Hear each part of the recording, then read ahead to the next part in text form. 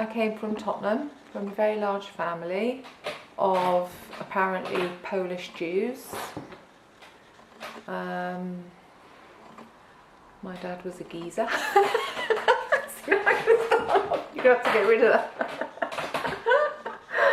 that. But there was never enough work in London, so we would be told on a Friday evening normally that we were moving to Swindon, which was the new boom town. And we'd get packed up and we'd move here to Swindon. And my dad would have found us a house somewhere.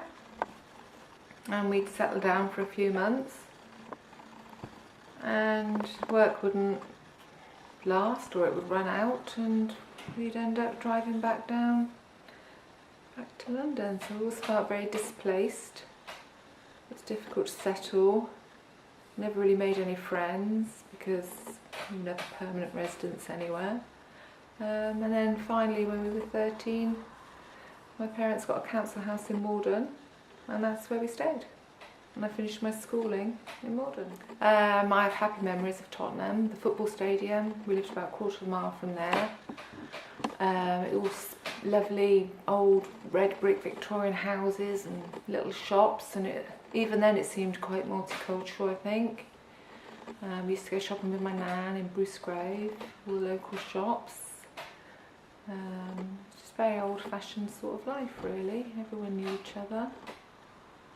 We were left to wander around, and it felt very safe and homely. It just felt like people had lived there a long time. It was very established.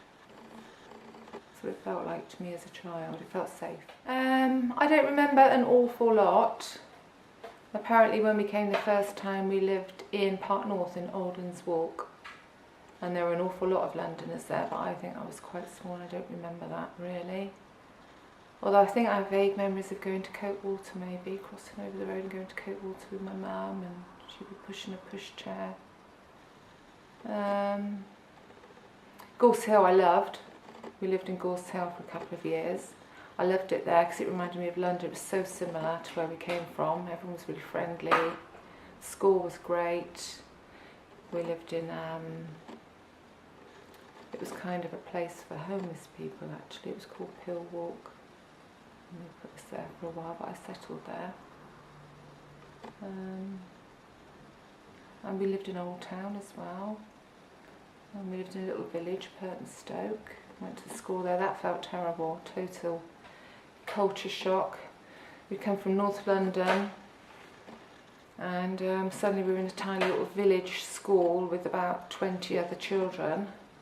Didn't own a pair of Wellingtons between us. Gathering milk from the farm across the road, unpasteurised milk in a jug, warm from the cow's udder. We had cows in the garden and an orchard, and I felt very privileged, but I felt very alien as well. I remember that. Like something magical had happened, but I wasn't quite sure what it was. But that didn't last. Soon packed up and off we went again. So it's very unsettled, nomadic life. But Swindon never felt like home for a long time, a long, long time. I don't know if I feel like a Swindonian. Yeah. No, well, my roots are here. My roots are here. I've spent most of my life here. My roots are here, but my heart isn't, I don't think. Although I don't know, I haven't tried it. If I left, I'd probably miss it terribly. Swindon feels safe now. Yeah, it probably does feel like home, actually. Yeah, it probably does feel like home. Yes, life's good. I think we've got a nice life, got a lovely home, we've got a nice set of friends. Kids go to the local schools. I work here at the hospital. I feel established. I feel like I belong here. I moan terribly about Swindon. I'm disappointed by Swindon. I wish it was vibrant and a more exciting place, but it is home now. Can you cut that?